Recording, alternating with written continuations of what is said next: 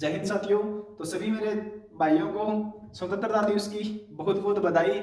जो 15 अगस्त 1947 को अपना भारत देश आज़ाद हुआ था, इसी दिन बांग्लादेश के अंदर वो छुट्टी मनाई जाती है।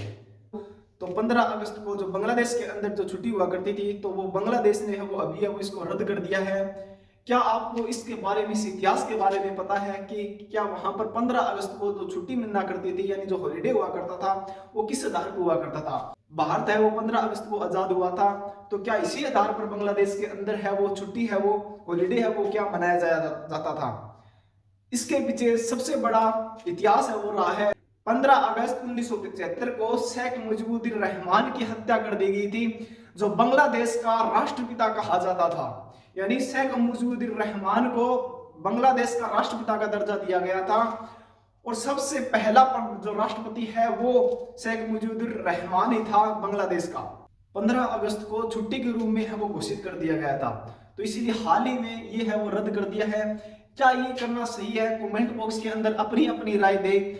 जो 1971 के अंदर 26 मार्च 1971 के अंदर भारत के सहयोग से शेख मुजीबुर रहमान ने बांग्लादेश को है वो आजाद करवाया था पाकिस्तान से। जो सबसे बड़ा रोल रहा है बांग्लादेश को आजाद करने को, उसी की हत्या कर दी गई थी 1975 के अंदर। और जो एक हॉलीडे के रूप में मनाया करता था बांग्लादेश, उसको भी अभी वो रद्द कर दिया गया है। जिस तरह भारत के अंदर महात्मा गांधी को राष्ट्रपिता की उपाधि दी गई थी, इसी तरह बांग्लादेश के अंदर शेख मुजीबुर रहमान को है वो उपाधि दी गई थी।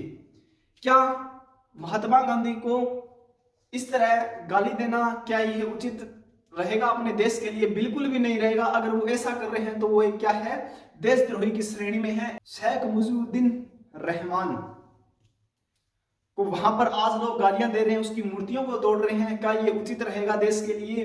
ये शर्मनाक बात है एक बांग्लादेश के लिए। जिस तरह हमारे देश के अंदर क्या हम महात्मा गांधी को गाली दे सकते हैं, इनकी मूर्तियों को तोड़ सकते हैं? ये बिल्कुल बिल्कुल देशद्रोही वाली बातें हैं। ऐसा बिल्कुल भी नहीं करना चाहिए जिस तरह ये लोग बांग्लादेश के अंदर कर रहे हैं। तो अपनी अपनी राय मेरे भाइयों कमेंट के अंदर दें। जो लोग स्टूडेंट वहां पर छात्र जो प्रोटेस्ट कर रहे थे, उन्हीं के अंदर कुछ लोग शामिल होकर इस तरह की घटना को अंजाम दे रहे हैं। उन्होंने सिर्फ अपनी हक की आवाज उठाई थी, और उसके जरिए उसकी आड़ के अंदर ये देशद्रोही वाले काम है बांग्लादेश के अंदर है वो किए जा रहे हैं। कहीं बेकसूरों लोगों पर हमले हो रहे हैं, कहीं घरों को जलाया जा रहा है, कहीं दुकानों को जलाया जा रहा है। ये उन्हीं के आड़ में ये अपनी भड़ास निकालने के लिए ये उस देश के खिलाफ चलने वाली साजिश को है वो अंजाम दे रहे हैं।